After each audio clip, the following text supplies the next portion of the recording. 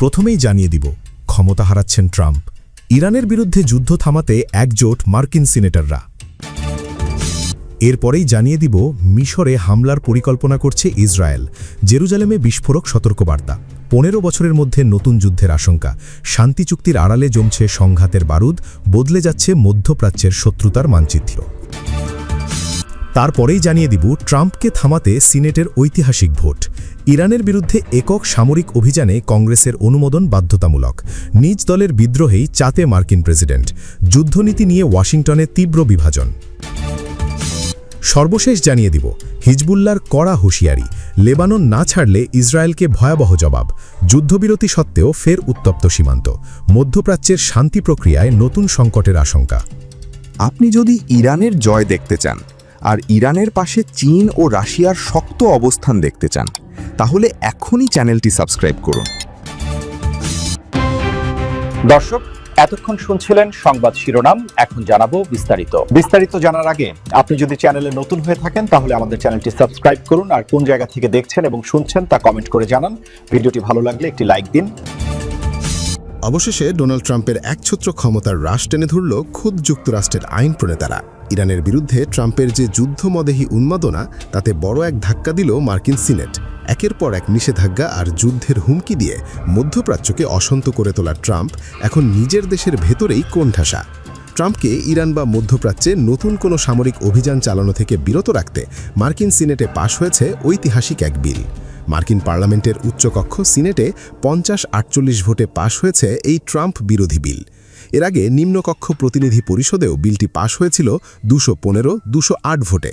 সবচেয়ে আশ্চর্যের বিষয় হল, এই সিনেটে ট্রাম্পের নিজস্ব দল রিপাবলিকান পার্টি সংখ্যাগরিষ্ঠ হওয়া সত্ত্বেও ট্রাম্পের অন্ধ যুদ্ধনীতির বিরুদ্ধে দাঁড়িয়েছেন তার নিজের দলেরই 4 জন সিনেটর। লুইজিয়ানার বিল ক্যাসিডি, আলাস্কার লিসা মুরকস্কি, মেইনের সুজান কলিন্স এবং কেন্টাকির রান্ড পল। ট্রাম্পের দলের এই 4 নেতা ডেমোক্র্যাটদের সাথে হাত মিলিয়ে বিলের পক্ষে ভোট দিয়েছেন। অর্থাৎ মার্কিন সাম্রাজ্যবাদের এই যুদ্ধমদেহী নীতি এখন খোদ ওয়াশিংটনেই প্রত্যাখ্যাত হচ্ছে। এই বিলের মূল কথা অত্যন্ত স্পষ্ট। প্রেসিডেন্ট ট্রাম্প চাইলেই একক সিদ্ধান্তে ইরানের বিরুদ্ধে নতুন কোনো সামরিক পদক্ষেপ নিতে পারবেন না। যে কোনো বড় পদক্ষেপের আগে তাকে অবশ্যই কংগ্রেসের অনুমতি নিতে হবে। বিল পাশের পর সিনেটের ডেমোক্র্যাটদের শীর্ষ নেতা চ্যাক সুমার ট্রাম্পের নীতিকে তীব্রভাবে আক্রমণ করে বলেন, বছরের পর বছর ধরে ট্রাম্প ইরানের উপর সর্বোচ্চ চাপ প্রয়োগের যে ফাঁকা বুলি আওড়েছিলেন, তা মার্কিন জনগণের জন্য চরম বিভ্রান্তি, বিশৃঙ্খলা আর মূল্য চাপিয়ে দিয়েছে। ওয়াশিংটনের এই অভ্যন্তরীণ কোন্দলই প্রমাণ করে মার্কিন প্রশাসন এখন কতটা দিশেহারা। গত 28 ফেব্রুয়ারি যখন যুক্তরাষ্ট্র ও ইসরায়েল মিলে ইরানের উপর যুদ্ধ চাপিয়ে দেয়, তখন থেকেই বিশ্বজুড়ে মার্কিন আগ্রাসনের বিরুদ্ধে তীব্র ক্ষোভ তৈরি হয়। তবে ওয়াশিংটনের এই যুদ্ধ আনদেহী নীতিকে সফল হতে দেয়নি এশিয়ার পরাশক্তিরা। বিশেষ করে চীনের কৌশলগত অবস্থান এবং কাতার পাকিস্তানের মধ্যস্থতায় অবশেষে যুদ্ধ থামাতে বাধ্য হয় ট্রাম্প প্রশাসন। বর্তমানে সুইজারল্যান্ডে 60 দিনের একটি শান্তি চুক্তি বাস্তবায়নের লক্ষ্যে আলোচনা চলছে। বিশ্লেষকরা মনে করছেন, চীনের ক্রমবর্ধমান বৈশ্বিক প্রভাব এবং মধ্যপ্রাচ্যে বেইজিংয়ের সফল কূটনীতির কারণেই আজ পিছু হটতে বাধ্য হয়েছে পেন্টাগন। আর মার্কিন সিনেটের এই বিল পাশের ঘটনা সেই পরাজয়কেই চূড়ান্ত রূপ দিল। তবে এই বিল পাশ হলেই কি ট্রাম্প পুরোপুরি দমে যাবেন? বিশ্লেষকরা বলছেন, পরিস্থিতি এখনও জটিল। প্রেসিডেন্ট ট্রাম্প এই বিলে ভেটো দিয়ে তা বাতিল করার চেষ্টা করতে পারেন, আর তা করতে হলে মার্কিন পার্লামেন্টের উভয় কক্ষে 2/3 সদস্যের সমর্থন লাগবে, যা বেশ কঠিন। তবে ভেটো দিলেও রাজনৈতিকভাবে ট্রাম্প যে চরমভাবে দেউলিয়া এবং একঘরে হয়ে পড়েছেন তা এখন স্পষ্ট। মধ্যপ্রাচ্যের উত্তপ্ত বালিয়াড়িতে যেন নতুন করে বারুদের গন্ধ পাওয়া যাচ্ছে।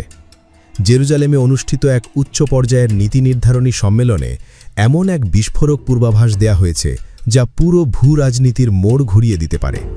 ইসরায়েলের জাতীয়তাবাদী শিবিরের প্রভাবশালী নেতা আমিয়াদ কোহেনের কণ্ঠে ঝরে পড়ল আগামী দিনের এক ভয়ানক সংঘাতের ইঙ্গিত।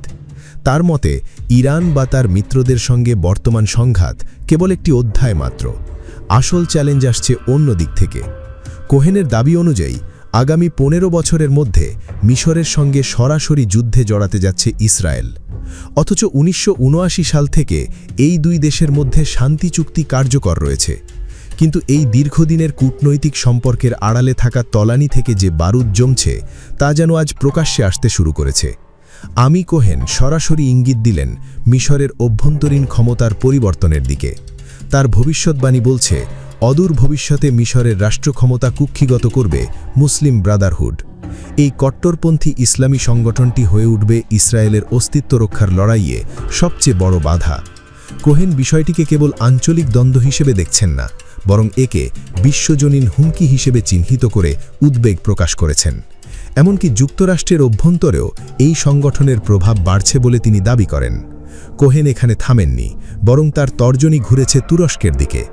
আঙ্কারার ক্রমবর্ধমান আঞ্চলিক আধিপত্যকে তিনি ইসরায়েলের জন্য দ্বিতীয় আরেকটি বড় কৌশলগত চ্যালেঞ্জ হিসেবে দেখছেন। তুর্কি পররাষ্ট্রমন্ত্রী হাকান্ডো ফিদানের সাম্প্রতিক কর্মকাণ্ড এবং তুর্কি প্রেসিডেন্ট রিসেপ তাইয়েব এরদোয়ানের উচ্চাকাঙ্ক্ষাকে তিনি ইসরায়েল নিরাপত্তার জন্য এক আসন্ন হুমকি হিসেবেই সংজ্ঞায়িত করেছেন। ইসরায়েল নীতি নির্ধারকদের অন্দরমহলে এখন একটি নতুন চিন্তাধারার জন্ম হচ্ছে। তারা ইরান বা শিয়া অক্ষ থেকে নজর সরিয়ে এখন সুন্নি রাজনৈতিক শক্তিগুলোকে তাদের ভবিষ্যতের প্রধান শত্রু হিসেবে বিবেচনা করতে শুরু করেছে। এই পরিবর্তনটি নির্দেশ করে যে মধ্যপ্রাচ্যের চিরচেনা শত্রুতার মানচিত্র দ্রুত বদলে যাচ্ছে এবং নতুন এক মেরুকরণের দিকে এগোচ্ছে পুরো অঞ্চল।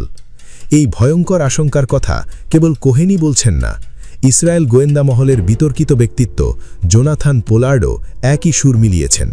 পোলার্ডের মতে, ইরান দুর্বল হওয়ার পর তুরস্ক ও মিশরই হয়ে উঠবে তেল আবিবের পরবর্তী লক্ষ্যবস্তু। তবে এই পরিস্থিতির জন্য তিনি কেবল আঞ্চলিক রাষ্ট্রগুলোকেই দায়ী করছেন না, বরং যুক্তরাষ্ট্রের বর্তমান দুর্বলতাকেও এর পেছনে অন্যতম কারণ হিসেবে দেখছেন। পোলার্ডের কণ্ঠে আক্ষেপ ছিল স্পষ্ট। তিনি মনে করেন, ইসরায়েলের টিকে থাকার জন্য যুক্তরাষ্ট্রকে যেমন শক্তিশালী হওয়া প্রয়োজন, ঠিক তেমনই প্রয়োজন ইসরায়েলের নিজের সামরিক সক্ষমতা বৃদ্ধি করা।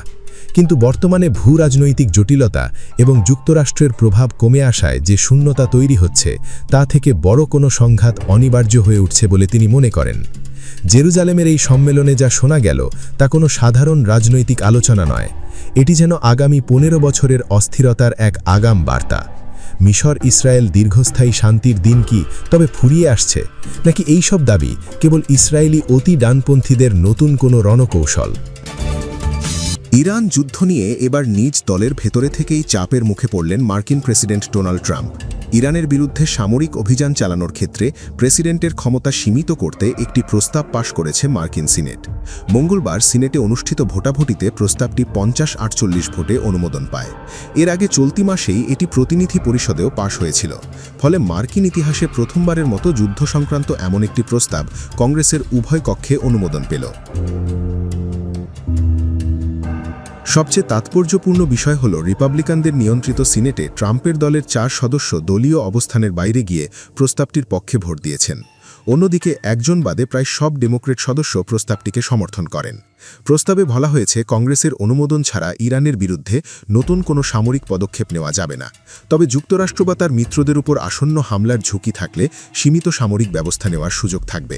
যদিও বিশ্লেষকদের মতে এটি মূলত একটি রাজনৈতিক ও প্রতীকী বার্তা, কারণ প্রস্তাবটির বাস্তব প্রভাব সীমিত এবং ট্রাম্প প্রশাসন এর আইনগত গুরুত্ব নিয়ে প্রশ্ন তুলেছে। তবুও এই ভোটকে প্রেসিডেন্টের ইরান নীতির বিরুদ্ধে কংগ্রেসের একটি বিরল ও প্রকাশ্য তিরস্কার হিসেবে দেখা হচ্ছে। এদিকে রয়টার্সের সাম্প্রতিক জরিপে দেখা গেছে, মাত্র 1/4 কাছাকাছি মার্কিন নাগরিক এই যুদ্ধকে সমর্থন করেছেন। জনমতের সেই চাপও সিনেটের ভোটে প্রতিফলিত হয়েছে বলে মনে করছেন পর্যবেক্ষকেরা। এবার ইসরায়েল বাহিনীকে উদ্দেশ্য করে কড়া হুঁশিয়ারি দিল ইরান সমর্থিত সশস্ত্র গোষ্ঠী হিজবুল্লাহ। লেবাননের ভূখণ্ড থেকে সরে না গেলে ভয়াবহ প্রতিক্রিয়া জানানো হবে বলে সতর্ক করেছে সশস্ত্র গোষ্ঠীটি। তবে কি নতুন করে লেবানন সীমান্ত আবারও উত্তপ্ত হতে যাচ্ছে? আর এই উত্তেজনা কি ইরান যুক্তরাষ্ট্র চুক্তিতেও প্রভাব ফেলবে? ইসরায়েল বাহিনীকে পুরোপুরিভাবে লেবানন ছেড়ে যেতে কড়া হুঁশিয়ারি দিয়েছেন সশস্ত্র হিজবুল্লাহ গোষ্ঠীর প্রধান নাইম কাসেম।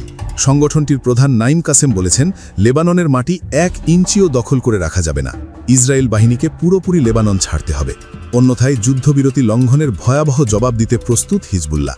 নাইম কাসেম বলেন, বর্তমানে ইসরায়েল এবং লেবাননের মাঝে যুদ্ধবিরতি কার্যকর রয়েছে। তাই যুদ্ধবিরতির শর্ত অনুযায়ী ইসরায়েলের সামনে একমাত্র পথ হল লেবাননের ভূখণ্ড থেকে পুরোপুরি প্রত্যাহার। তবে যুদ্ধবিরতি কার্যকর থাকলেও লেবাননে উত্তেজনা পুরোপুরি থামেনি। এমন পরিস্থিতিতে হিজবুল্লাহ প্রধান নাইম কাসেম স্পষ্ট ভাষায় জানিয়েছেন, লেবাননের ভূখণ্ডে ইসরায়েল সেনাদের উপস্থিতি কোনোভাবেই মেনে নেওয়া হবে না। তার দাবি, ইসরায়েলকে সম্পূর্ণভাবে লেবানন থেকে সরে যেতে হবে। বিশ্লেষকরা বলছেন, লেবানন ইস্যু এখন শুধু ইসরায়েল ও হিজবুল্লাহর মধ্যে সীমাবদ্ধ নয়, বরং এটি ইরান ও যুক্তরাষ্ট্রের চলমান কূটনৈতিক সমঝোতার অন্যতম গুরুত্বপূর্ণ বিষয় হয়ে উঠেছে।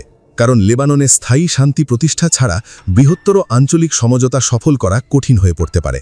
এদিকে ওয়াশিংটন ডিসিতে মার্কিন মধ্যস্থতায় ইসরায়েল ও লেবাননের মধ্যে শান্তি আলোচনা শুরু হয়েছে। যুক্তরাষ্ট্র বলছে, তাদের লক্ষ্য হল দুই দেশের মধ্যে দীর্ঘমেয়াদী শান্তি ও নিরাপত্তা নিশ্চিত করা। তবে আলোচনার সবচেয়ে বড় বাধা হিসেবে সামনে এসেছে হিজবুল্লাহ ইস্যু। ইসরায়েল দাবি করছে, দক্ষিণ লেবাননে হিজবুল্লাহ সক্রিয় থাকা পর্যন্ত তারা তথাকথিত নিরাপত্তা অঞ্চল থেকে সরে যাবে না। একই সঙ্গে তারা চায়, লেবাননের সরকার ও সেনাবাহিনী ওই অঞ্চলের নিয়ন্ত্রণ গ্রহণ করুক এবং হিজবুল্লাহকে নিরস্ত্র করা হোক। অন্যদিকে ইসরায়েলের ভেতরেও বাড়ছে অসন্তোষ। যুক্তরাষ্ট্র ও ইরানের সাম্প্রতিক সমঝোতার পর অনেক ইসরায়েলি কর্মকর্তা মনে করছেন, হিজবুল্লাহ নতুন করে রাজনৈতিক ও কৌশলগত সুবিধা পাচ্ছে। ফলে দক্ষিণ লেবাননে ইসরায়েলের দীর্ঘদিনের লক্ষ্য অর্জন আরও কঠিন হয়ে উঠছে।